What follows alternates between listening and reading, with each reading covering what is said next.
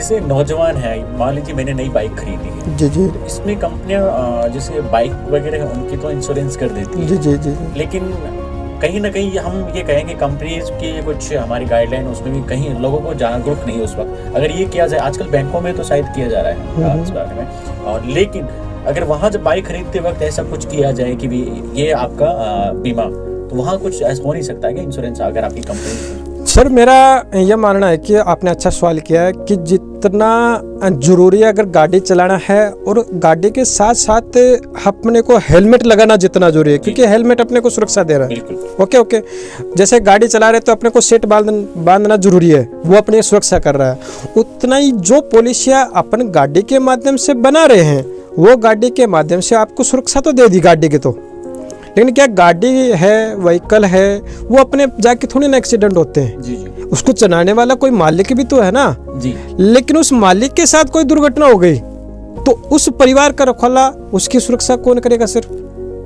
तो हमारे पास क्या है कि मात्र 10 रुपए की अगर वो कॉस्ट अदा कर दे तो उस व्यक्ति को 25 लाख रुपए, 30 लाख रुपए का दुर्घटना बीमा। अब दुर्घटना बीमा में भी क्या है सर, देखो गाड़ियों के साथ मिलता है दुर्घटना बीमा भी, लेकिन वो 15 लाख रुपए तक का होता है और उसमें भी क्या सिर्फ डेथ हुई तो घर वालों को क्लेम मिलेगा। अब अगर बात की जाए तो डेथ के मामले में फिर ज़्यादातर डेथ ना हो गए, लोग एक्सीडेंट के माध्यम से बेड रेस्ट पे आ जाते हैं। बिल्कुल। अब सर बेड रेस्ट पे आ गए मान लो, तो बेड रेस्ट पे आने के बाद में उस घर परिवार का खर्चा कौन वहन करे? हरी बीमारी, अब एक्सीडेंट में दुर्घटना हुई तो उस दुर्घटना का जो खर्चा इलाज का वो कौन कहाँ से लाए, क्योंकि मुखिया तो ऑलरेडी बेड रेस्ट पे।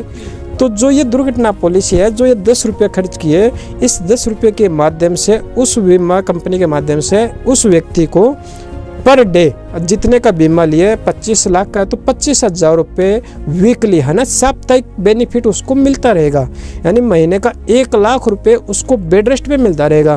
तो वो व्यक्ति कहीं ना कहीं अपने आप को मैनेज कर लेगा, यानी वो जहाँ था उससे माइनस नहीं जाएगा, यानी अपने आप को मैनेज कर सकता है वो व्यक्ति। नहीं तो देखने में आ रहा है सर, जब ये दुर्घटना घटती है, बीमारियाँ होती है, तो उस व्यक्ति को कितना कर्जा कर ले बेचारा पता नहीं चलता। जी जी, कर्ज के तले वैसे ही दब जाता है इंसान। और वैसे भी अगर बात करें तो हर व्यक्ति आज EMI पे चल रहा है। बिल्कुल। पहले से EMI हर व्यक्ति के लोन, क्योंकि व्यक्ति की अगर बात की जाए तो सर लोन कर्जा लेना उसके लिए आसान है, लेकिन अगर मैं उसके पास बीमा की बात करूं तो वो बीमा को नेगलेक्ट करता है। क्यों? क्योंकि उसको पता है कि यार इसमें मिलना तो कुछ है नहीं मेरे को। अगर बात की जाए कि दुर्घटना है किसका साथ कब क्या पूछ के आती है क्या, तो दुर्घटना हो रही है और अपन पर डे देख रहे हैं। अब उसमें अपना नाम कब छप जाएगा पता नहीं है। तो मैं चाहता हूँ आम श्रोताओं से, 91.2 FM रेडियो सुनने वाले सभी श्रोताओं से एक मेरा नम्र निवेदन है कि आपको मात्र 10 रुपये खर्चा करके आपको अपना दुर्घटना बीमा अवश्य ही बनाना चाहिए। एक सर छोटा सा सवाल और मैं करना चाहूंगा, ये जो अपंगता बीमा धन का जो आपने बताया था, इसके बारे में थोड़ा सा बताइए। अपंगता, देखो सर क्या होता है कि अपंगता जब एक्सीडेंट होता है तो व्यक्ति के साथ हाथ पांव भी टूट सकता है, कई घटना घट सकती है, हाथ पांव टूट जाए, उस व्यक्ति के साथ कोमा में चला जाए, डेड हो जाए या बेड रेस्ट पे चला जाए, तो अपंगता आ गई। अब वो व्यक्ति कमाने लायक बचा नहीं, तो बीमा क्या कहती है, उसकी जो सुरक्षा थी उसके माध्यम से वो उसको क्लेम करने, यानी उसको एज ए क्षतिपूर्ति करने के लिए बीमा कंपनी उसको एज ए क्लेम दे देती है। चाहिए अगर बात की जाए आम आदमी एज ए अगर बात की जाए तो मैं समाज का सबसे निचला तबका एज ए लेबर क्लास के लिए मैं बात कर सकता हूँ। उसकी मजदूरी एज ए 500 रुपये है और वो महीने की इनकम एज ए 10 से 15,000 रुपये कर रहा है।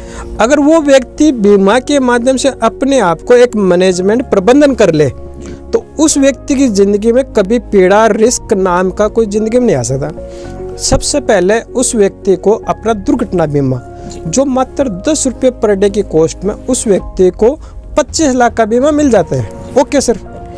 एक है स्वास्थ्य बीमा जो उस व्यक्ति को 2 अडल्ट यानी हस्बैंड वाइफ और आजकल 2 बच्चे तो 4 सदस्य अपने परिवार के होते हैं, तो उस परिवार को 10 लाख का बीमा 10 रुपये रोज की 50 रुपये पर डे की कॉस्ट में उसको मिल जाता है।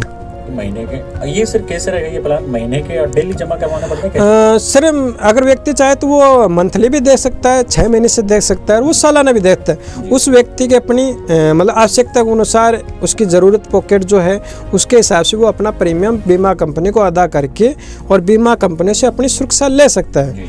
ये तो हो गई 2 सुरक्षा।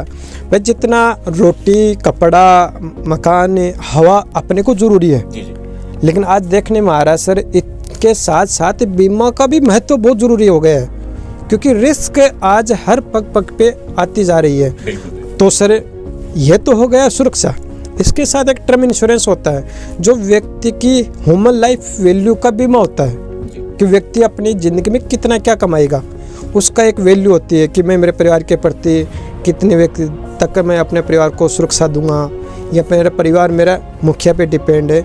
तो उसके लिए टर्म इंश्योरेंस जो आज टीवी पर पत्रा में मतलब समाचार पत्रों में अच्छा आज लोग समझ रहे हैं, तो इसके माध्यम से क्या है कि वो व्यक्ति अपने जीवन की वैल्यू के माध्यम से और बीमा कंपनी को छोटा सा प्रीमियम देके 1 करोड़ का रिस्क कवर वो व्यक्ति अपने परिवार के लिए ले सकता है।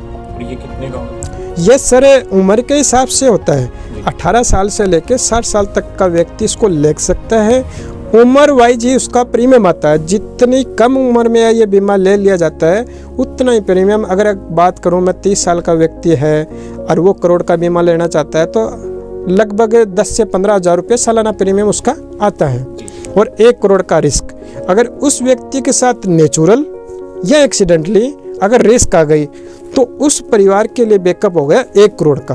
अब देखो सर, मैंने आपको बताया कि भाई 50 रुपये हेल्थ इंश्योरेंस, 10 रुपये दुर्घटना बीमा और एक ये टर्म इंश्योरेंस लगभग 40 रुपये पर डे की कॉस्ट में।